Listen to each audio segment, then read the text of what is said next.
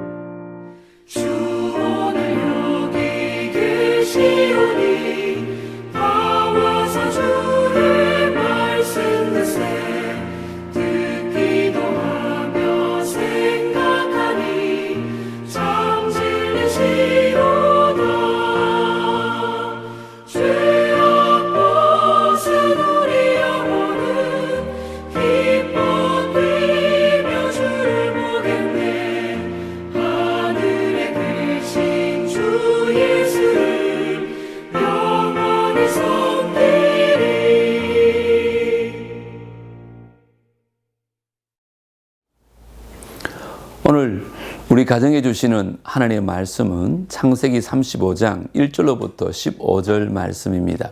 말씀이 조금 길지만 우리 한 목소리로 다 함께 읽겠습니다. 창세기 35장. 하나님이 야곱에게 이르시되 일어나 베델로 올라가서 거기 거주하며 내가 내 형 에서의 낯을 피하여 도망하던 때에 내게 나타났던 하나님께 거기서 제단을 쌓으라 하신지라.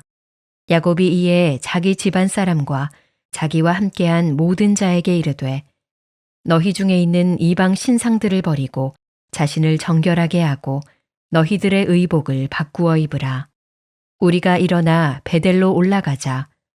내 환난 날에 내게 응답하시며 내가 가는 길에서 나와 함께하신 하나님께 내가 거기서 제단을 쌓으려 하노라 하매 그들이 자기 손에 있는 모든 이방 신상들과 자기 귀에 있는 귀고리들을 야곱에게 주는지라.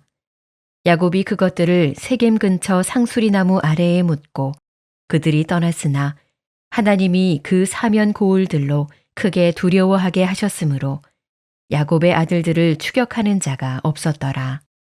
야곱과 그와 함께한 모든 사람이 가나안 땅 루스 곧 베델에 이르고 그가 거기서 제단을 쌓고 그곳을 엘베델이라 불렀으니 이는 그의 형의 낯을 피할 때에 하나님이 거기서 그에게 나타나셨음이더라. 리브가의 유모 드보라가 죽음에 그를 베델 아래에 있는 상수리 나무 밑에 장사하고 그 나무 이름을 알론 바곳이라 불렀더라. 야곱이 밧단 아람에서 돌아오매 하나님이 다시 야곱에게 나타나사 그에게 복을 주시고 하나님이 그에게 이르시되 내 이름이 야곱이지만은 내 이름을 다시는 야곱이라 부르지 않겠고 이스라엘이 내 이름이 되리라 하시고 그가 그의 이름을 이스라엘이라 부르시고 하나님이 그에게 이르시되 나는 전능한 하나님이라 생육하며 번성하라. 한 백성과 백성들의 총회가 내게서 나오고 왕들이 내 허리에서 나오리라.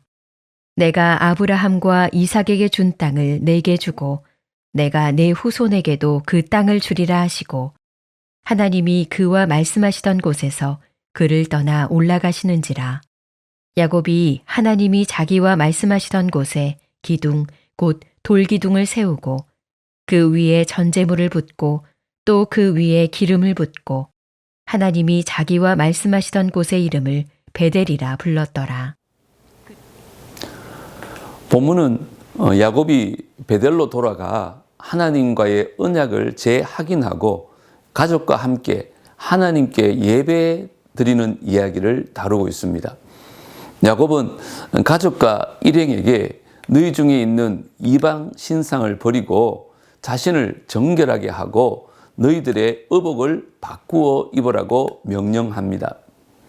하나님께 예배 드리기 위해서는 정결해야 하기 때문에 그렇습니다. 야곱의 가족은 모든 이방 신상을 세겜 근처 상수리 나무 아래에 묶고 베델로 향했습니다. 하나님은 그들이 이동하는 동안 다른 성읍 사람들로부터의 공격을 막아주셨습니다. 이는 하나님의 보호와 인도하심을 보여줍니다. 야곱은 베델에서 제단을 쌓고 그곳의 이름을 엘 베델이라고 부릅니다. 이는 하나님의 집의 하나님이라는 뜻입니다. 다시 말하면 하나님은 야곱의 이름을 다시 이스라엘로 바꾸시고 아브라함과 이삭에게 주신 땅을 다시 약속하십니다. 하나님은 야곱에게 가는 곳마다 돌기둥을 세우게 하시고 하나님과의 만남을 기념하게 하셨습니다. 이 일은 야곱의 신앙적 성장과 또 하나님의 신실하심을 강조하면서 하나님의 언약이 선택하신 백성을 통해 계속해서 이어지고 있음을 보여주는 장면입니다. 이제 말씀 관찰 시간인데요. 먼저 하나님이 위기를 만난 야곱에게 요구하신 것이 무엇인가요? 라는 제목입니다. 1절을 보시면 베델로 올라가서 거기서 제단을 쌓으라고 명령하십니다. 야곱의 딸 디나가 세겜의 추장에게 성범죄를 당합니다. 그러자 야곱의 아들들은 세겜성을 약탈하여서 그곳 사람들에게 복수합니다. 이로 인해 야곱의 자손은 또 가족은 인근 가나안 족속들에게 죽음의 위협을 받게 됩니다. 이때 하나님은 야곱에게 베델로 올라가서 거기서 제단을 쌓으라고 말씀합니다. 이는 이전에 하나님이 그를 만나 주셨던 은혜의 장소로 돌아가라는 의미입니다. 우리가 있어야 할 자리는 하나님을 만나는 예배의 자리입니다. 우리는 그 고난의 때를 맞이하면 그 시기를 넘기느라고 정신이 없는 일상을 보냅니다. 하지만 기억하십시오. 그러할 때에도 잠시 일상을 멈추고 예배의 자리로 돌아와야 합니다. 그리고는 하나님의 관계를 회복하는 시간을 반드시 가져야 합니다. 그리하면 더 나은 내일을 맞이할 것입니다. 베델, 곧 하나님을 처음 만났던 곳을 잊지 말아야 하는 것입니다. 두 번째는 야곱이 집안 사람과 자기와 함께한 모든 자에게 명령한 것은 무엇일까요? 2절에 보시면 이방신들을 버리고 자신을 정결하게 하라고 명령합니다. 야곱은 집안 사람과 자기와 함께한 모든 자에게 이방 신산들을 버리고 몸에 치장한 기금속을 제거하게 합니다. 이러한 야곱의 행동은 우리가 걱정과 근심, 절망 가운데 있을 때 회복이 어떻게 이루어질 수 있는지를 가르쳐 주는 것입니다. 하나님과 함께하는 자는 어떤 위기와 시련도 넘을 수 있습니다. 하지만 거룩하신 하나님께 나아가려면 참된 예배자의 삶을 살아야 합니다. 하나님이 기뻐하지 않는 것은 그것이 무엇이든 다 벗어야 합니다. 우리의 삶에 있는 헛된 우상과 탐심 등 하나님을 예배하는 데 방해되는 것이 없도록 우리 자신을 정결하게 해야 합니다.